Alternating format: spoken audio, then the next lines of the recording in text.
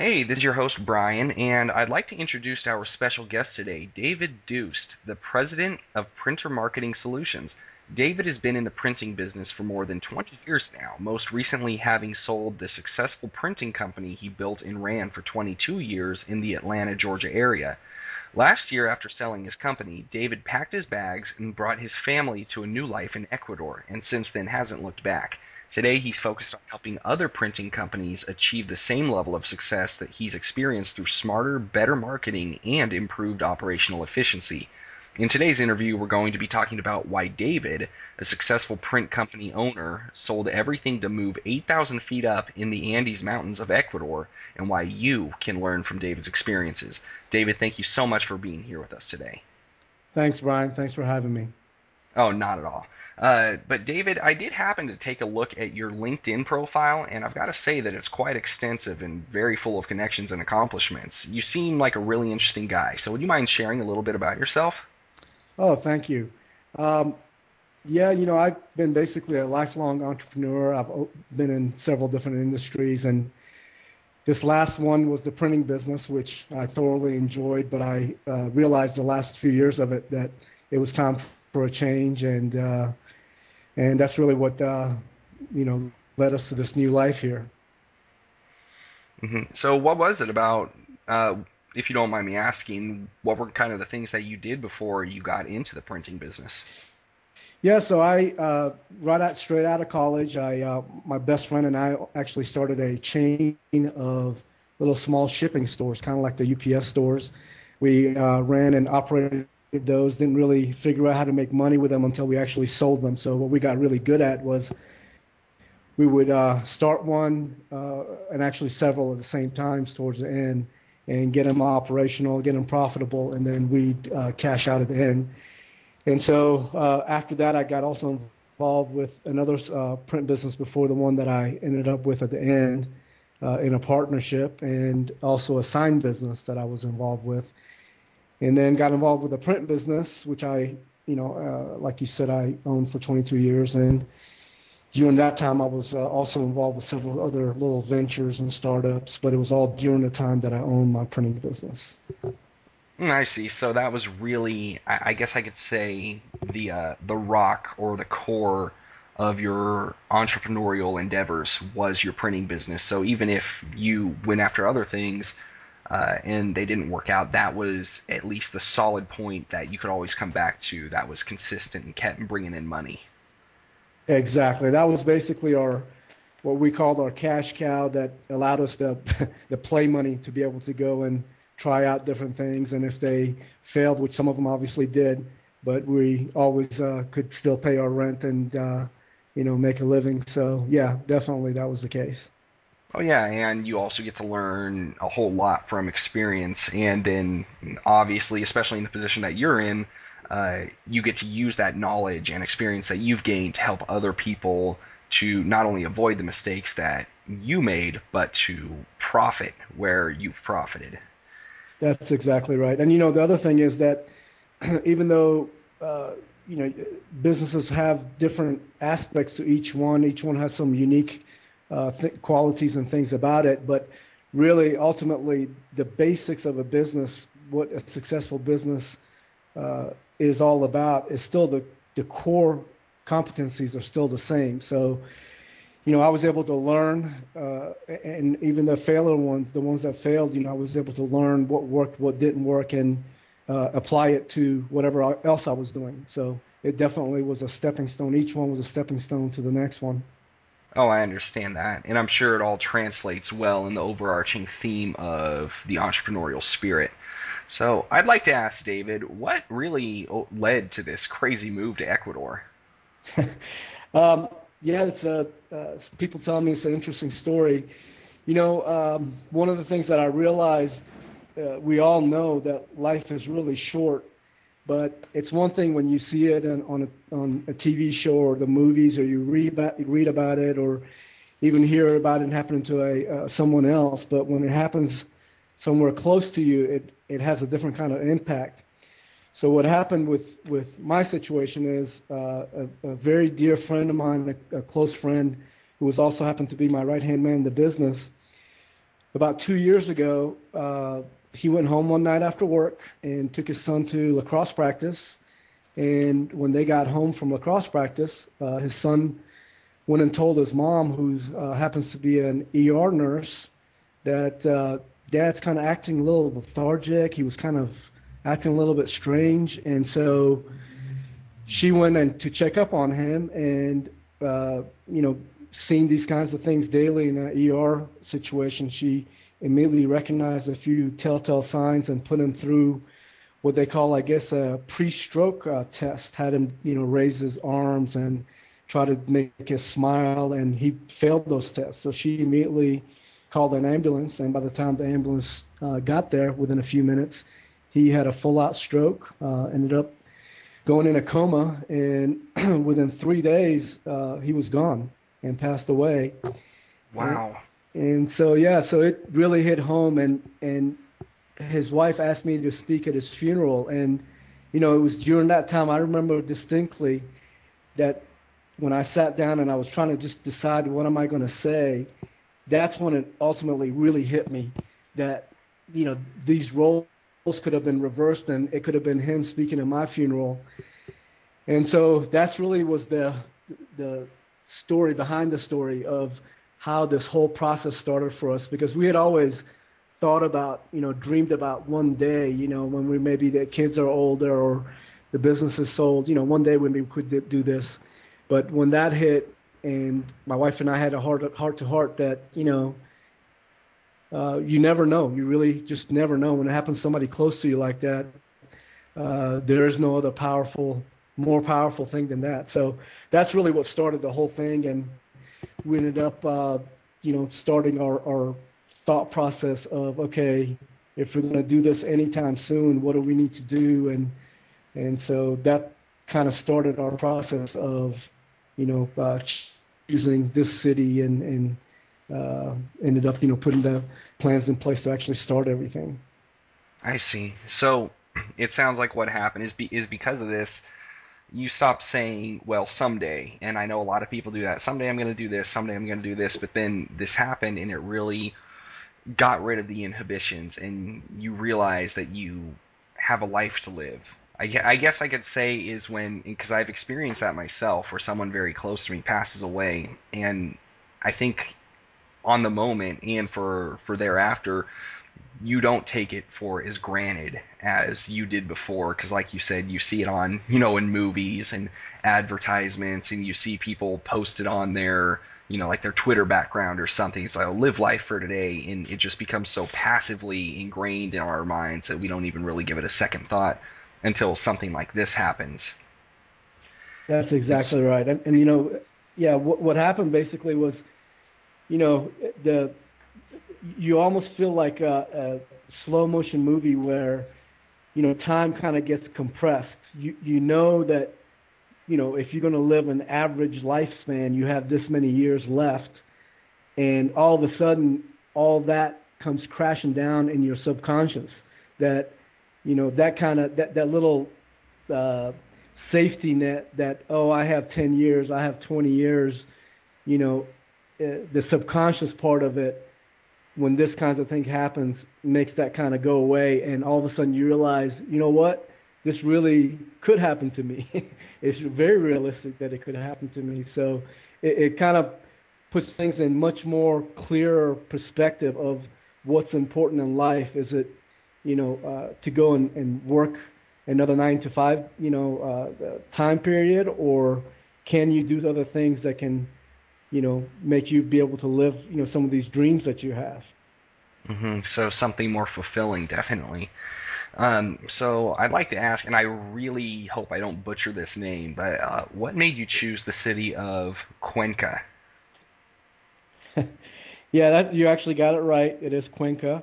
I know in my business experience and even in personal life experience, one of the things that I learned early, well, not really early on, but at one point that really helped me was when you do any kind of a goal planning that, we're told that it's great or very important to have an end in mind.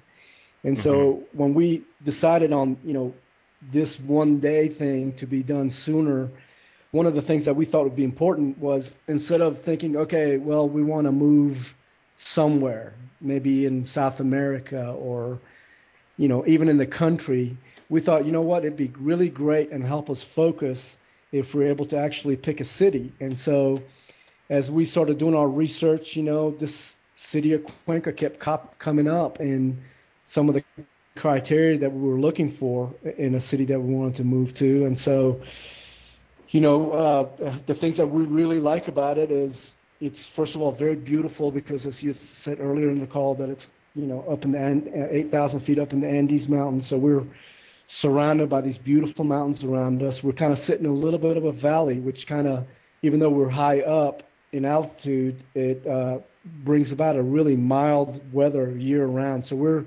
typically in the 50s and 70s, pretty much year round, and just beautiful, very calm, very moderate climate.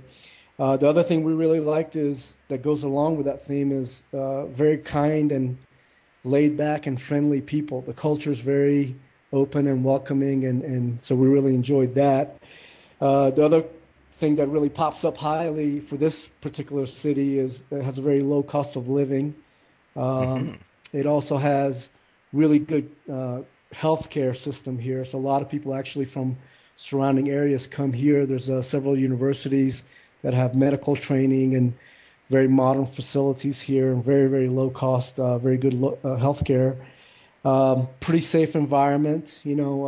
South America has probably a relatively justified reputation of, a lot of, not really much, unless it's Mexico, not much violent crime, but a lot of pickpockets and things like that. But this particular city seems to have, a very low. Actually, my friends had asked me about the safety issue. I'm originally lived in Atlanta for many years, and I tell them, I feel safer walking around here than I ever did in walking around in downtown Atlanta. So, relatively speaking, pretty safe. The other thing that was really important for us was we have 2 young kids with us. My oldest one is back in the States going to college, but we have 2 younger ones still in the nest. And so the school was very important for us.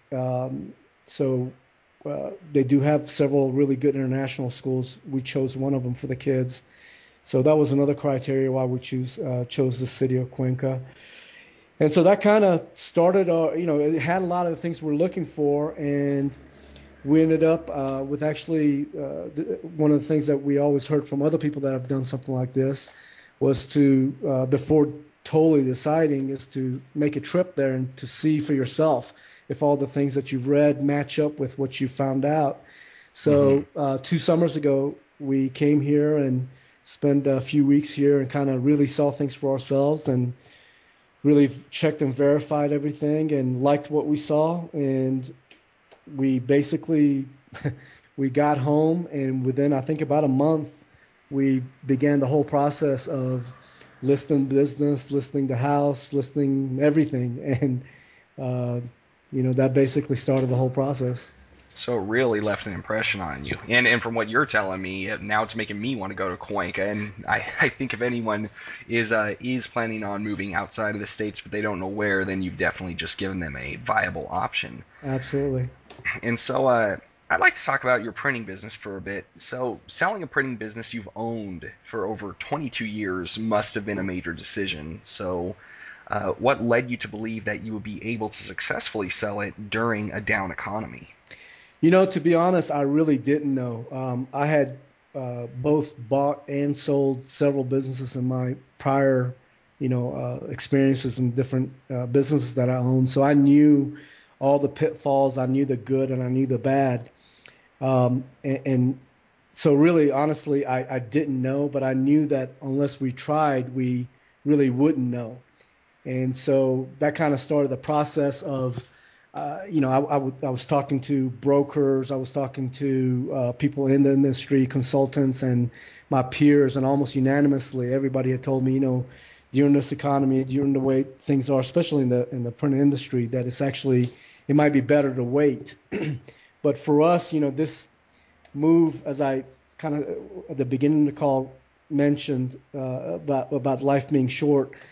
The financial part is obviously important, but it wasn't the top priority for us. So, we decided that we're not going to know until we actually try. And so that's kind of how, the process started. And it took us probably about 3 months to, get everything in order. We really, honestly, I started a couple months even before our trip, but probably altogether about 5, 6 months that it took us to kind of put everything in order to make it a viable, potential for somebody looking for a business to buy. And so that started it. And what really we didn't expect at all was we were shocked that in about 4 months we had two legitimate buyers, and they were both financially qualified. And within about 4 months, our business sold. So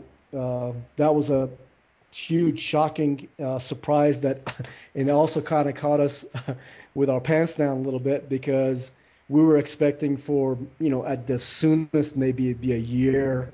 So we figured in our mind that we have plenty of time to get prepared for this move. And so that was the one small downside of this whole thing.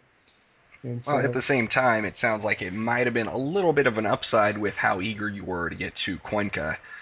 So I guess if it forces your hand a little, even though it might be a little uncomfortable, now just from what you're telling me about the city, it sounds really amazing. yeah. And so, man, I really want to go there now. You really got me thinking about it. Good. Yeah, I recommend to all my friends. It's not there's, with any kind of move, major life move like this, there's always positives and there's always negatives. There's no place that, has everything. But, for each person, a positive and a negative is different as well. So, I recommend to all my friends, I said, I'm building up this city, but there are things here, there are certain things that may not be, attractive for everybody. So the best advice I can give is, at one point, if you do narrow down and decide that you do want to check out a place, go there. Go there for, just we actually treated this, to be honest, we treated it more like a vacation. Instead of going down to the Florida beaches, we thought, hey, we'll just use that budget to come to a place like this. And, if you don't like it or whatever, it still was a nice experience, and we got to see what we came to see. So, Oh, definitely. yeah. And so, I'd like to know, and this will tie in, I think, to even you being able to sell your business in a down market, but how has knowing which effective marketing processes to have in place helped in growing your printing business as well as being able to quickly sell it? When I was looking at to get my business ready for a sale and start looking obviously at a lot of the business listings out there to see what people were asking, what kind of listings there were, kind of like what you would do if you were looking to sell your house. You kind of check out the neighborhood and see what other people are listing, what the realtors are putting in there for the comps and, features and benefits and all that. So same thing in a business when you're listing it for sale, same process. And so I started looking, and because I've also gone through this before multiple times, one of the things that really struck out and hit me was a lot of these businesses, in the reason for sale, they would put, things like maybe health or moving on or whatever it was. But almost invariably, whether it was a broker saying this or the owner or both, they basically would say that, this business has a lot of potential, and the potential can be fulfilled by somebody coming in to bring in marketing and sales knowledge, and that's what it really needs to, match its potential. And, to me, I think that because we had these systems and processes in place to do marketing, so we had leads coming in, we had, a nice arc of a business growth in our business, it really helped us, because when a prospect would come in, and I probably had, I don't know, I think about 20, 25 that I ended up speaking with, after they were qualified. And I think that when I would show them, once they got past the basics of financials and, how the place looked and all that, the thing that really, I think, helped me in the process was to be able to show them that they can just step in and basically take over our marketing processes and things we're doing and, continue it or, add on to it if they want, but they didn't have to recreate it or have to worry about what am I going to do to increase, or to do business here, to bring in sales. And so that I think was key for us, was being able to have those kinds of things in place. And what ended up really, I think, in a nutshell, what made us stand out and make the sale easy and happen quickly. So what you're saying is because you had all of these all this marketing in place, that it wasn't somebody who has to come to this business, say, I know a lot of people who sell their businesses, to them it's like a dying business because it's not making money, so they're forced into a state of selling it. But what you're saying is you sold it successfully because you had these marketing implementations in place. It's not a dying business, it's a thriving business, and you use that to your advantage to say, hey, look, you don't have to go and cold call or do all this stuff to start to generate leads. We already have people coming in. And in a sense, it sounds like what you're saying is, to at least to the prospective buyer, that it's almost like just an alteration of management, and then as long as they keep things up as you have, then they can expect at least a similar, if not the same level of success. Is that what you're saying? That's exactly right.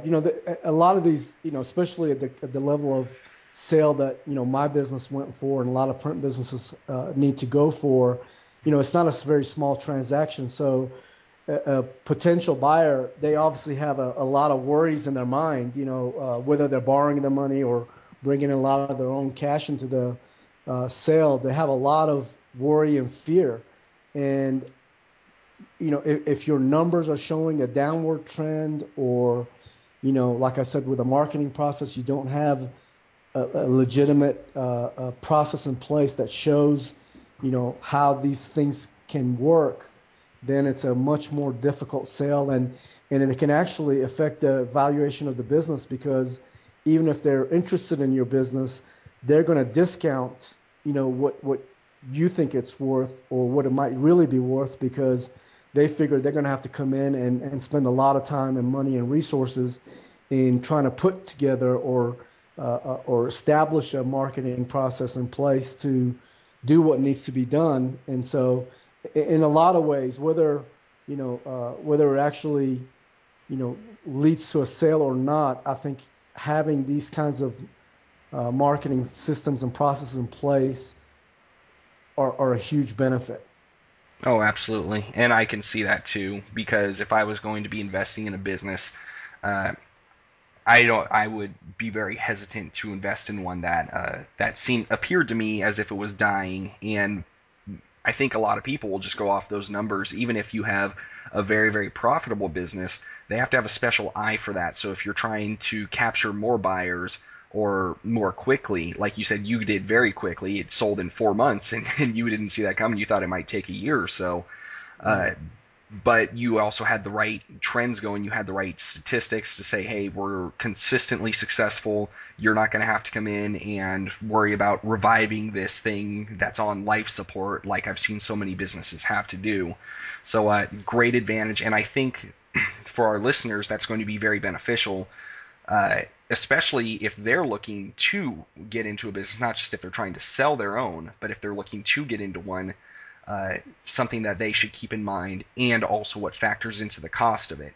So I'd also like to ask, what do you recommend for anybody who would be interested in selling their print business sometime within the next few years? Yeah, I mean, I think that a lot of people, whether you plan it or not, at some point you're going to exit your business. Whether you're going to, some people in the industries, they pass it on to their kids, although that's less and less likely in this day and age. So, but one way or another, you're going to end up making an exit. So the best thing is to make it a planned exit. And the best way to do that is to start early. So whether, like our situation where we wanted to sell in a year, or whether it's, 3 years, 5 years, or whether you want to sell it in 20 years, you really need to start the process of preparation and planning as early as possible to have things in place, because some things take a lot longer than others. I think first, probably the main thing that to even start a conversation with somebody uh, in a sale is to have the financials and all the numbers in place because before they even consider you, that's what a prospect or potential buyer is looking at. So that's extremely important that all the numbers, all the financials are in order and there's nothing that's going to stick out like a sore thumb when they look at it. As a part of that, I would advise strongly to bring in an accountant if you don't have one already that can really have everything spruced up and ready. And also, the other thing that we did that really helped us was we brought in an industry, somebody who's in the industry, in the printing industry, that specializes in doing this kind of work and actually, looking at all the numbers, making sure everything fits, everything looks right, and then actually also giving you a valuation of what they think a low price to a high price and a medium price should be. So it really gives you a lot of ammunition when you go to list it. When somebody asks you, why are you asking this price, you can present this valuation, and it's typically very detailed, and it's a powerful tool. So I would strongly recommend that as a first step. Secondly, when somebody comes in and actually goes through this first step or the financials and actually comes into your business, it's very important that the place looks very presentable. Being in the industry as long as I have and having a lot of friends and going to a lot of places, and even including my own business, there's a tendency, because it's a very equipment intensive business, there's a tendency to have a lot of equipment, a lot of older stuff that's not even being used, and every crook and cranny is filled with junk that's not even being used. So I would strongly recommend either selling that stuff you're not using, or recycle it if it can't be sold, or at the worst, go hide it somewhere so it's not an eyesore. If the place hasn't had a fresh coat of paint, fresh graphics, anything that's really ugly, I would definitely take care of all that, because visually you want the place to look like it's a place that this potential buyer, he's going to feel comfortable and will actually enjoy coming to this business that they're about to buy for however many years it's going to be. So that's extremely important as well. And then lastly, as we've talked about most of this call, the marketing. It really, if you don't have a marketing process, if you don't have a system in place, you really have to do that immediately. I would not wait on that, long at all, because ultimately, whether you do sell the business or not, if you don't have a way to bring in, qualified leads that lead to, loyal customers, if you don't have that process in place already, it's going to affect you in your business, whether you own it, another year or another 10 years. So that's extremely important. And also, as far as the way this kind of wraps and comes back to the sale process, is that, if your numbers have an upward trend and you're showing, profit, and you're showing consistent, sales growth, it's going to be a lot tougher for somebody to come and try to negotiate you down from the price that you want. So in any way you go, having a strong marketing, process in place, I think it's extremely important in this process, whether you sell your business or not. Mm-hmm. And that's, obviously there's more things, but that's kind of the summary and just the gist of some of the suggestions I make. Well, that's very excellent, David. And I'd like to say something to our listeners. If you're listening to this interview and you'd like to learn more about how you can grow your own printing business and even position your own business to someday sell so you and your family can enjoy the same type of early retirement David and his family enjoy, David has generously offered a free 30-minute marketing tune-up call for listeners of this interview. In this tune-up call, David will help identify what might be the biggest holes in your marketing strategy, as well as the greatest opportunities for additional profit in your business. Spots are limited and will be made available on a first-come, first-served basis, so if you're interested or even just curious to learn more, you should definitely reserve a free one-on-one marketing tune-up call with David at no cost by visiting printermarketingsolutions.com. One more time, that's printer Marketing Solutions, all one word, .com. And David, it's been a real pleasure talking with you. Thank you so much for joining us today. I really enjoyed it. Thanks so much, Brian. All right, you have a great day, David. You too.